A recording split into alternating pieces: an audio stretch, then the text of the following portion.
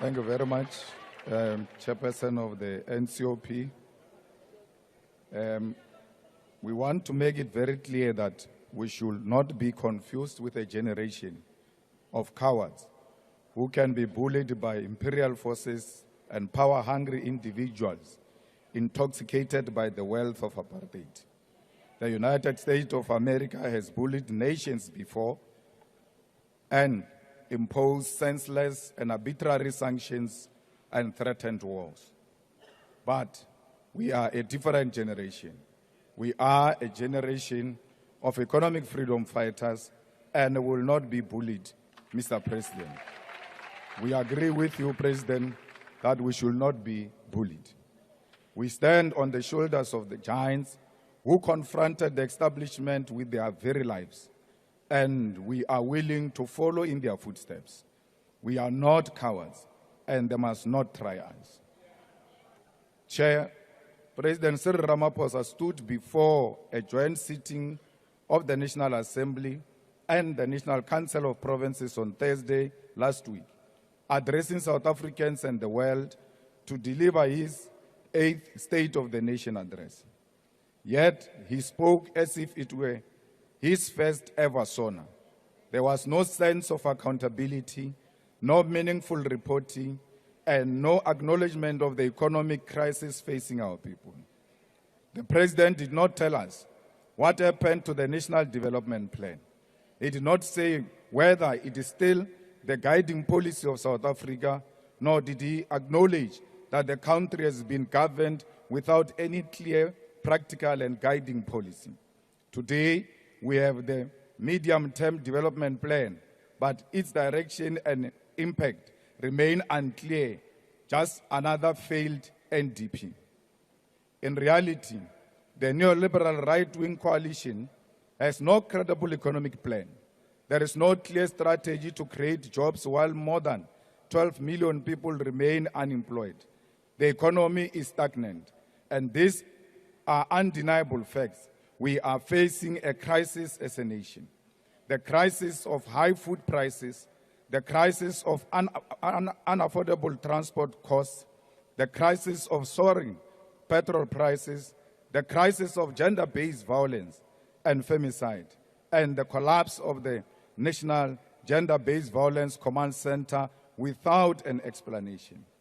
The crisis of water shortage in Mzinyati, Skukuni, and many other parts of Gauteng. It's a serious crisis. The crisis of inadequate housing in Alexander, Umlazi, and Khayelitsha.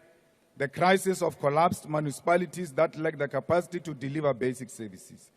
These are the crises the President inherited when he was elected President of the Republic of South Africa on 15 February 2018. In 2018, you said you will focus on rebuilding, yet things only got worse for our people. In 2019, you said to Mamina, the nation sent you, but to this day, we don't know what you went and did after you were too much. It was in 2019 when you stood before South Africa after asking us to send you, and you promised the nation speed trains and a smart city. You asked us to imagine a country where bullet trains pass through Johannesburg as they travel from here to Musina, and they stop in Buffalo City on their way from eThekwini back here in Cape Town. You said to us, the time has arrived to build a new smart city founded on the technologies of the fourth industrial revolution. We sent you to fulfill these dreams of yours, and 6 years later, you have not returned with a speed train or a smart city, and your term of office is slowly nearing an end.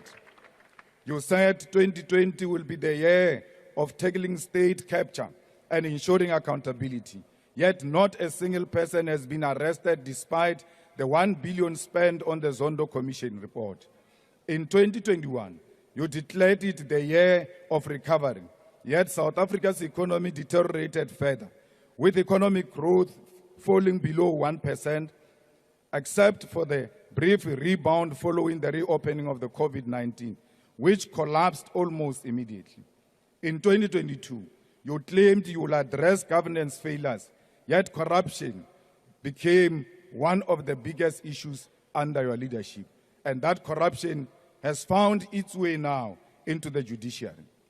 We never had crisis of corruption in the judiciary. It only started with you when you sealed the CR17 documents in court. We listened to you in 2023 when you called on the nation to work together, yet it was your own political party, the Former Liberation Movement, that continued to deploy incompetent comrades to municipalities, boards of state-owned enterprises, provincial departments, and national government. And when you tried to tell us the story of Tintswalo in 2024, we told you right there and then that you were talking about a Tintswalo who does not exist. The real Tintswalo was born in a shack, raped at the age of 6, dropped out of school before reaching grade 7, and was murdered while looking for a job. That's the Tintswalo we know. And now, this year, you tell us that you will not be bullied. We agree with you that we must not be bullied, but you fail to tell us what you are going to do about it. It is not enough to simply say you will not be bullied. You must tell us what action you will take. When you respond on Thursday, we expect you to provide real, detailed response to Donald Trump. But we know that the 940 billion infrastructure plan is yet another empty promise. We know that 375 billion allocated to SOEs, which still do not have a clear reindustrialization strategy, is a waste of money. We know that the corporate approach and strategy for Transnet, the unbundling of Eskom, and the so-called modernization of ports and airports are all just privatization in disguise. President, we know that blended finance will become another looting scheme when students here at CPUT are sleeping outside at this very moment due to lack of housing. But as economic freedom fighters, we have adopted a theme of the year of picket lines. We are going back to the streets, we are reclaiming our identity, and we want to reunite with our people. We'll go to the streets to demand water for our people, to demand the speedy allocation of housing, to demand the eradication of pit toilets, and to fight for service delivery. We are taking our picket lines to the National Treasury and the Reserve Bank to demand nationalization and the transformation of the economy.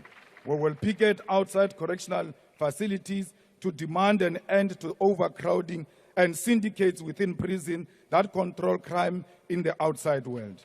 And we will demand the expulsion of private companies such as G4S, which has links to Israel and runs a prison in Mangaung.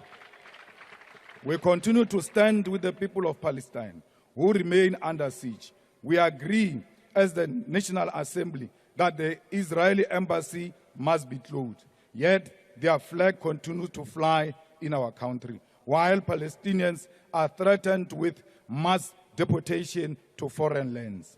We support the government's case in the International Court of Justice, and we must remain resolute in the face of sanctions and sponsored attacks. And importantly, we must oppose the colonization of Gaza by the USA. Justice and freedom for Palestine. One day, the people of Palestine will know the true meaning of freedom. Mr. President, we are not being attacked by Trump administration because you did anything wrong. They are attacking us because of our stand on Israel. They are attacking us because of the action the government has taken to ICJ. And we are saying to you, do not be misled by people who are saying you are under siege because of expropriation, which is meaningless act. That act does not say anything, and they all understand that language. They are using it to fight our case against Israel. And when you say they cannot bully us, you must start by removing the Israeli embassy to show them that we will not be bullied. Thank you very much.